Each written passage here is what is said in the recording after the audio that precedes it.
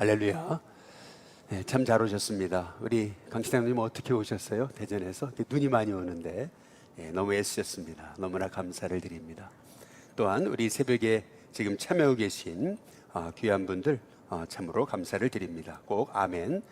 우리 함께 동참하고 있다. 우리 격려의 의미에서 아멘을 남겨주시면 감사하겠습니다. 성도는 하나님의 꿈을 알아야 됩니다. 하나님의 꿈, 여러분 하나님의 꿈이 뭘까요? 하나님의 꿈은 교회입니다. 하나님은 교회를 통해서 이 땅에 하나님의 뜻이 드러나기를 원하시는 겁니다. 그래서 성도는 교회를 향한 하나님의 비전, 하나님의 마음, 또 하나님의 계획을 우리가 분명히 알아야 되는 거죠. 보통 많은 분들이 교회가 왜 이 모양이냐, 이래서 교회가 세상이 소망이 되겠냐, 이렇게 얘기하지만은요, 실은요, 교회가 아무리 연약해 보여도 예수님이 주인 되신 그 교회는요, 세상을 바꿔왔습니다. 하나님의 꿈이 교회이기 때문에 이제 그런 것이죠. 그래서 우리는 교회를 향한 성경적인 시각이 필요한 거예요. 나중에 한번 찾아보세요. 에베소서 5장 27절에 보시면은 사도 바울은 교회를 이렇게 표현해 놓고 있습니다. 한번 따라해 보시죠. 영광스러운 교회. 네, 교회를 영광스럽다, 그렇게 말하고 있습니다. 교회가 진정 하나님의 꿈임을 사도 바울이 알았기 때문에 교회를 생각하면서 고린도 교회처럼 여러 문제도 있고 또 여러 어려움도 있지만 그럼에도 불구하고 이 교회의 주인은 예수님이시고 또 이 교회를 세우신 분은 우리 하나님이심을 잊지 않았던 사도 바울은 교회를 향해서 영광스러운 교회다라고 그렇게 말하고 있는 거죠. 우리 일신교회는 주님이 세우신 영광스러운 교회임을 분명히 믿습니다. 이 주님의 이 영광스러운 일신교회를 통해서 하나님의 뜻이 이루어지도록 한 마음이 돼서 함께 기도하는 주님의 성도님들 될 수 있기를 주님의 이름으로 축복합니다. 그렇다면 이 영광스러운 주님의 교회, 이 교회를 향한 하나님의 네 가지 그림이 있는 거예요. 교회를 향한 네 가지 이미지가 있어요. 그것이 오늘 사도 바울이 말하고 있는 거거든요. 먼저 첫 번째는 뭐냐 하면은 고린도 3장 9절에 보시니까 교회를 하나님의 집이다, 이렇게 이제 말하고 있습니다. 교회에 대한 이미지 첫 번째는 뭐냐면 집과 같은 곳이다, 가정과 같은 곳이다, 이제 이렇게 이제 말하고 있는 거죠. 서로가 남남이 아닙니다. 우리는 예수 그리스도의 피로 한 형제가 자매가 돼서 우리는 주님이 세우신 한 가족의 일원이 이제 된 거죠. 그래서 교회는 하나님의 집입니다. 교회는 가족과 같은 그런 공동체라고 하는 거죠. 그래서 교회는 화목해야 되고 또 교회는 사랑이 넘쳐야 된다라고 하는 것입니다. 그런데 사도 바울이 지금 고린도 교회를 볼 때에 이렇게 하나 되고 사랑하고 화목해야 될 집과 같은 교회가 어린아이 같은 영혼으로 가득하자는 거예요. 여기 보니까 3장 1절에 형제들아, 내가 신령한 자들을 대함과 같이 너에게 말할 수 없어서 육신에 속한 자 곧 그리스도 안에서 어린아이들을 대함과 같이 하노라, 이렇게 말하고 있습니다. 고린도 교회는 언변도 아주 출중했고 또 지식도 많았어요. 그리고 은사도 가득했거든요. 우리는 그렇게 생각하잖아요. 막 은사가 막 넘쳐나면 굉장히 성숙할 거라고 생각하는데 사도 바울은 아니에요. 너희는 어린아이다. 그래서 2절에 보니까 내가 너희를 젖으로 먹이고 밥으로 아니하였다. 이는 너희가 감당하지 못하였음이거니와 지금도 못할 거다, 이렇게 말하고 있습니다. 우리는 어떤 막 신유의 은사가 나타나고 그리고 막 예언의 은사가 나타나고 막 통변의 은사가 나타나기 시작하면 그 사람이 굉장히 성숙할 거라고 우리가 생각을 하고 있는 거예요. 그러나 사도 바울은 아니에요. 사도 바울은 너희는 어린아이다. 그래서 내가 단단한 음식으로 먹이지 못했고 저주로 먹였다. 이제 이렇게 말하고 있어요. 그렇다면 아니 이렇게 은사도 가득하고 그리고 언변도 뛰어났고 지식도 출중한데 어떻게 이 고린도 교회가 어린아이 같다고 얘기하는 건가? 그 이유가 있는 거예요. 3절에 보니까 너희는 아직도 육신에 속해 있다. 너희 가운데 시기와 분쟁이 있으니 라고 이렇게 말하고 있잖아요. 교회가 하나 되지 못하고 시기와 분쟁 가운데 있다면은 그것은 어린아이와 같다는 겁니다. 성숙하지 못한 모습이라고 사도 바울이 이제 말하고 있는 거죠. 그렇다면 이 고린도 교회가 이렇게 어린아이 같은 그러한 공동체가 될 수밖에 없었던 그 이유가 뭐예요? 3절에 보니까 어찌 육신에 속하여 사람을 따라 행함이 아니리요. 결국 이 고린도 교회가 사도 바울의 눈에 어린아이와 같이 보였던 이유는 교회가 주인 대신 예수님을 따라가야 되는데 그게 아니고 사람을 따라갔다라고 그렇게 이제 말하고 있는 거죠. 그래서 4절 어떤 이는 나는 바울에게 속했다. 어떤 이는 나는 아볼로에게 속했다 하니 너희가 육의 사람이 아니리요. 결국 사람을 쫓아서 사람을 따라가는 신앙은 그거는 육에 속한 것이다. 이제 이렇게 사도 바울이 말하고 있는 겁니다. 그렇다면은 우리가 어떻게 하면은 우리가 성숙한 그러한 주님의 교회를 세워갈 수 있을까? 이제 그것이 5절에 나와 있어요.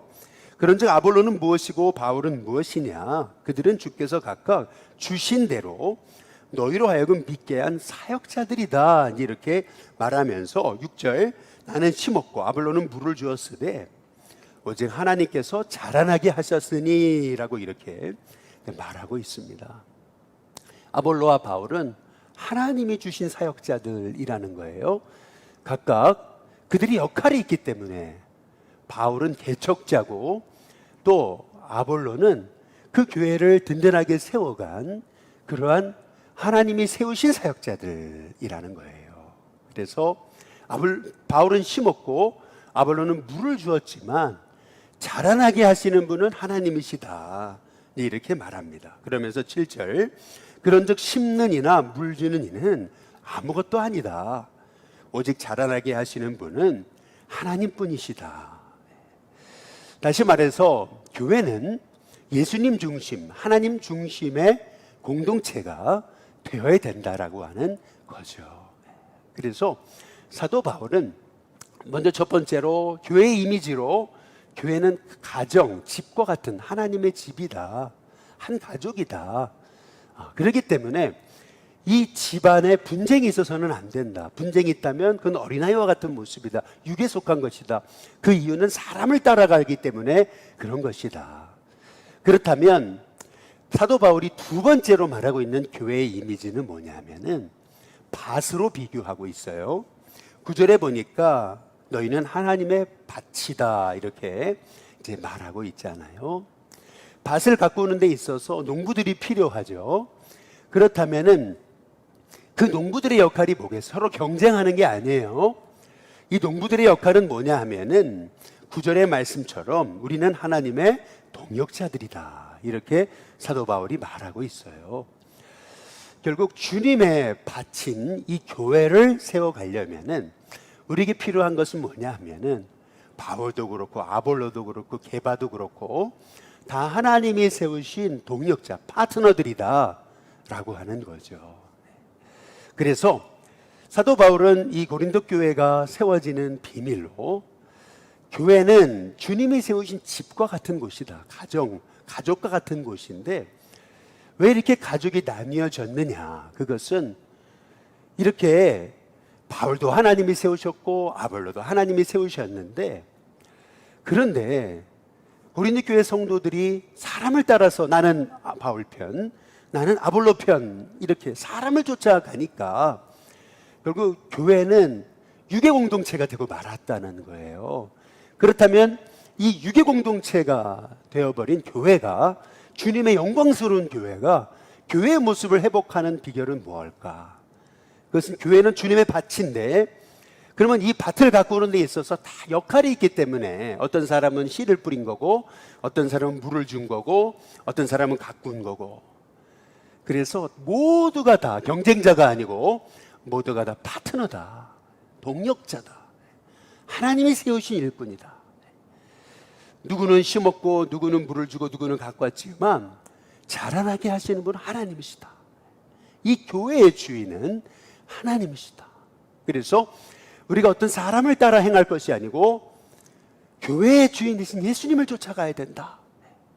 그렇게 사도 바울이 말하고 있는 거죠. 그래서 사도 바울이 세 번째로 교회의 이미지, 교회의 그림, 하나님이 이 교회를 어떻게 세워가시는가, 세 번째 이미지는 뭐냐면은 오늘 고린도서 3장의 10절에 보니까 내가 주신 하나님의 은혜를 따라 내가 지혜로운 건축자와 같이 터를 닦아두매 다른 이가 그 위에 세우나 그러나 각각 어떻게 그 위에 세울까를 조심할지라, 이렇게 말하고 있어요. 세 번째로 사도 바울이 교회를 향해서 그리고 있는 성경적인 그림은 뭐냐면 예수님이 그 교회의 터가 되시고 그 터 위에 세워진 건물과도 같은 그런 곳이 교회다. 주님이 터가 되셔서 그 위에 세워진 그 빌딩과 같은 곳, 그것이 바로 이제 교회라고 하는 거죠. 그래서 10절, 11절에 보니까 이 닦아놓은 것 외에 능히 다른 터를 닦아둘 자가 없으니 이 터는 곧 예수 그리스도라. 여러분, 교회는 반드시 예수님을 따라 예수님이 그 교회의 기초가 되셔서 세워가지는 그러한 주님이 주인 되신 그러한 곳이어야 될 줄로 믿습니다. 이제 교회가 사람 중심이 되어서는 안 된다는 거예요. 사람이 그 중심이 되어서는 안 된다고 하는 거죠. 늘 교회의 터, 교회의 기초는 예수님이셔야 된다는 거예요. 다른 터가 그 기초가 되어서는 안 된다는 거예요. 조심해야 된다는 거예요. 예수님이 중심이 되셔서, 예수님이 주인 되신 교회, 예수님이 기초가 되신 교회. 그래서 예수님이 가이사랴 빌립보에서 이르셨을 때 제자들에게 묻죠. 너희는 나를 누구라 생각하느냐? 그때 사람들이 더러는 세례 요한, 더러는 엘리야 이렇게 얘기하잖아요. 그때 베드로가 주는 그리스도십니다. 살아계신 하나님의 아들이십니다. 이렇게 베드로가 고백하잖아요. 그때 예수님이 야 베드로야, 너무나 너는 복이 있다. 이를 알게 하신 분은 하나님이시다. 이렇게 예수님 칭찬하신 다음에 이 베드로의 너 이 신앙 고백 위에 내 교회를 세우겠다. 다시 말해서 이 베드로의 이 신앙 고백, 주는 그리스도시요 살아계신 하나님의 아들이십니다, 이 고백이 교회의 기초가 되어야 된다라는 거예요. 교회의 기초는 예수님이시다. 그래서 기초가 예수님이신 교회, 사람 중심이 아니라 사람 따라가는 교회가 아니고 예수님이 주인 되신 교회, 예수님이 기초가 되신 교회는 예수님 말씀하시는 음부의 권세가 이기지 못한다. 그 어떤 시험도, 그 어떤 문제도 그 교회를 무너뜨릴 수 없다. 아무리 연약해 보여도 교회가 예수님을 기초로 세워진 교회는 절대 음부의 권세가 쓰러뜨릴 수 없다. 그 교회는 어떤 교회냐면 천국 열쇠를 소유했다. 그래서 그 교회가 땅에서 매면 하늘에서도 매이지만 그 교회가 땅에서 풀면 하늘에서도 풀린다.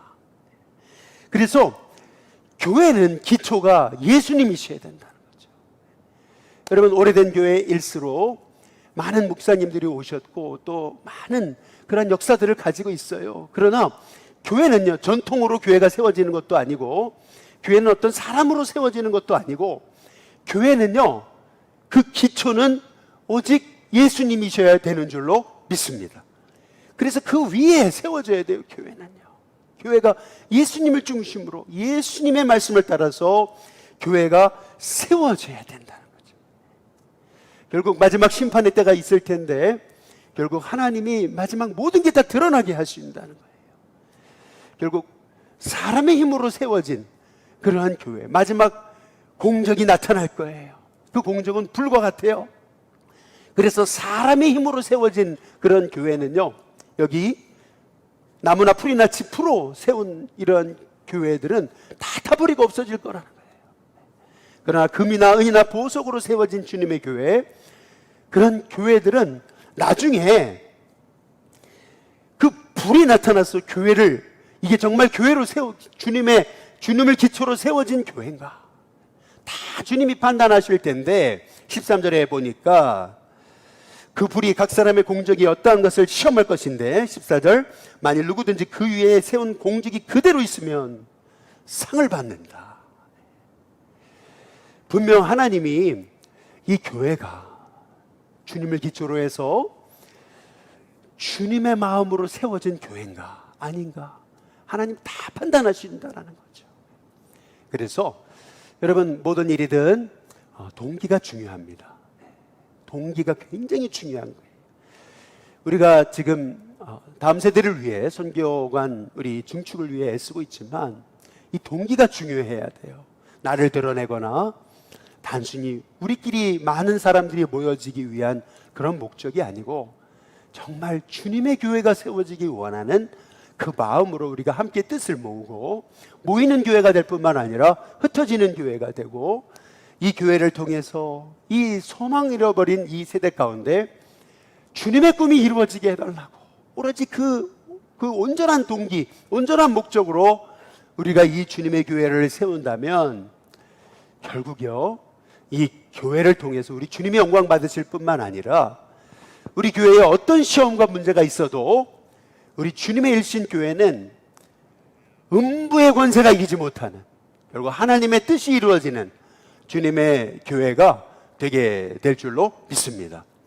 그래서 우리의 마음이 순수한 목적으로 교회를 세워가기 위해 기도하고 교회를 세워가기 위해서 기도하는 것이 우리에게 필요한 줄로 믿습니다. 마지막으로 사도 바울은 이렇게 얘기하는 거예요. 교회의 네 번째 이미지. 그렇다면 이 교회가 정말 주님이 기뻐하시는 그런 교회, 영광스러운 교회로서 천국 열쇠를 사용하고 음부의 권세가 이기지 못하는 하나님의 뜻을 드러내는 교회가 되는 비밀이 뭘까? 네 번째 이미지에 대해서 이렇게 얘기를 해요. 16절, 너희는 너희가 하나님의 성전인 것과 하나님의 성령이 너희 안에 계시는 것을 알지 못하느냐? 사도 바울이 얘기하고 있는 네 번째 교회의 이미지, 그것은 성전입니다. 그런데 우리가 기억해야 되는 건 뭐냐면, 저와 여러분이 교회입니다. 우리가 성전이에요. 그런데 여기서 중요한 것은, 여기 너희가 하나님의 성전인 것과 라고 얘기할 때 성전이라고 하는 단어, 헬라어에서는 성전이라는 단어가 두 가지가 쓰여집니다. 먼저는 히에론이라는 말인데요, 이 히에론이라는 말은 성전 이 건물, 그리고 뜰, 이 성전의 외관, 이걸 다 합쳐서 성전이라고, 히에론이라고 얘기를 해요. 근데 또 하나, 성전을 가리키는 또 하나 헬라어 단어가 있어요. 그것은 뭐냐면 나우스라는 단어입니다. 이 나우스는 뭐냐면, 제사장이 성도들의 모든 죄를 짊어지고 하나님 앞에 나와서 죄를 속할 때, 그때 성소에 들어가잖아요. 그 성소, 여러분, 그것이 바로 나우스입니다. 그런데 오늘 여기 너희는 너희가 하나님의 성전인 것과, 이 성전이라는 단어에 이 나우스라는, 이 성소라고 하는 단어를 사용한 거죠. 여러분, 우리는 주님이 거하시는 성소입니다. 내 안에 주님이 거하세요. 우리 한번 가슴에 손을 얹고 한번 따라해 보겠습니다. 내 안에 성령님이 계신다. 여러분, 그 영원하신 하나님의 영이 이 나같이 부족하고 연약한 이 죄 많은 내 안에 계십니다. 이게 얼마나 놀라운 거예요. 그래서 나는 주님의 성소예요. 그렇다면 성소가 성소인 이유가 뭘까요? 그 이유는, 성소가 성소인 이유, 그것은 그 성소 안에 우리 주님이 주인이실 때, 그럴 때 이 성소는 성소가 되는 거죠. 성소라고 하면서 주님이 주인 되시지 못하면 그건 성소가 아닌 거죠. 그래서 교회가 영광스러운 주님의 교회로 음부의 권세가 이기지 못하고 천국 열쇠를 사용하면서 세상에 소망되는 비결, 그것은 뭐냐면 여러분, 교회가 주님의 성소가 돼야 됩니다. 바로 저와 여러분이 여러분의 심령 가운데 성령님이 살아계신데, 이제는 여러분의 마음 안에 우리 성령님이 주인 되시는 은혜가 있게 될 수 있기를 주님의 이름으로 축복합니다. 그래서 교회는 주님이 주인이 되셔야 돼요. 주님을 기초로 해서 세워져서, 그래서 주님이 주인이 되시는 교회. 여러분, 그 교회는 절대 마귀가 그 교회를 넘어뜨릴 수 없습니다. 음부의 권세가 이기지 못합니다. 우리 교회가 연약해 보여도 그 교회는 세상의 소망이 되는 거죠. 미국 연합감리교회에서 사도 바울 이후로 가장 위대한 선교사라고 그렇게 칭했던 스탠리 존스 선교사가 있습니다. 이 스탠리 존스 선교사가 150만 명의 그 사람들을 이끌어가는 아주 최고의 추장을 이제 전도한 거예요. 그래서 이분이 세례를 받겠다 그랬습니다. 이제 그랬더니 다른 선교사님들이 이제 반대하는 거예요. 왜 반대하느냐? 이 한 사람만 구원받고 세례 받으면 그 부락 전체 그 많은 사람들이 다 주님 앞에 이제 구원받을 건데, 이제 그랬더니 이 선교사님들이 반대하는 이유 중에 하나는 이거였어요. 그 추장이 아내가 7인 거죠. 아내가 7인데, 그래서 한 사람만 이제 아내를 세우고 나머지는 이제 쫓아내야 된다. 그런데 이 스탠리 존스 선교사님은 그게 부당하다고 본 거예요. 그래서 어떻게 했냐면은 이런 제안을 하게 된 거죠. 한 사람의 아내는 그 자식들을 이렇게 함께 살게 하고 나머지 6명의 이 아내와 자녀들은 내보내되 그들에게 먹을 것을 줄 수 있도록 그렇게 하는 조건으로 세례를 받게 하면 어떤가, 이제 이렇게 제안을 하니까 선교사님이 또 이렇게 제안을 하더라고요. 저 사람이 술을 못 먹게 해야 된다고. 그래서 이 스탠리 존스 선교사님은 이 추장에게 얘기했어요. 이 선교사님들이 얘기하는 그 조건에 당신이 받아들일 수 있냐? 그래야 당신이 세례받을 수 있는데. 그런데 이 추장이 그것을 받아들인 거예요. 이제 다음 날 이 추장에게 이제 그 세례를 베풀기 이전에 스스로 입으로 고백하게 한 거예요. 그랬더니 이 추장이 그 모든 그 조건을 다 받아들일 뿐만 아니라 나는 담배도 피지 않겠습니다. 그 모든 조건을 받아들였어요. 그리고 세례를 받았어요. 그리고 나서 이 추장이 이 스탠리 존스 선교사님의 후원을 받아가지고 미국을 이제 투어를 하게 된 거예요. 이제 이런 엄청난 추장이 세례받고 구원받았으니까 이제 기독교 TV에 나와가지고 인터뷰를 이제 하게 됐던 거죠. 이 스탠리 존스 선교사님은 늘 좌명처럼 고백했던 게 있어요. 그게 뭐냐면 이 손가락 셋을 늘 들어 보이면서 예수가 주님이시다. 한번 따라해 볼까요? 예수가 주님이시다. 늘 예수가 주님이시다. 늘 이걸 고백하면서 이제 살아온 것이거든요. 그런데 이 추장이 그 TV에 나와가지고 인터뷰를 하면서 어떻게 그런 결단할 수 있었냐라고 하는 그러한 질문에 예수가 주님 아니시냐고. 여러분, 교회는 결국 교회의 주인은 예수님이신 줄로 믿습니다. 그래서 교회는요, 예수님이 머리 되시고 우리는 지체예요. 그래서 머리는 하나고 예수님 한 분이시고 지체는 그 주님이 명령하시는 대로 한 마음이 돼서 한 뜻, 한 입술의 고백, 한 비전을 가지고 그 주님이 이끌어 가시는 대로 온전히 합하여서 그 하나님의 뜻을 이루는 그런 주님이 세우신 가정과 같은 곳이고 또 밭과 같은 곳이고 또 주님이 기초로 세워진 빌딩과 같은 곳이고 그리고 성소해야 된다는 거죠.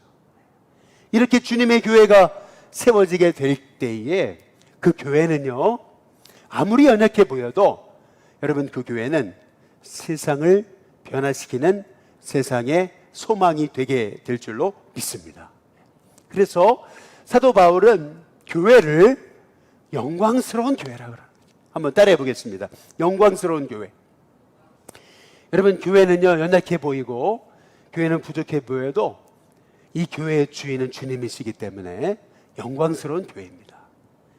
그래서 마가다락방의 제자들, 그들은 너무나 부족하고 연약한 사람이었지만 우리 주님이 주인 되시고 성령님이 그 교회를 이끌어 가실 때 그 교회는 로마를 바꿨습니다.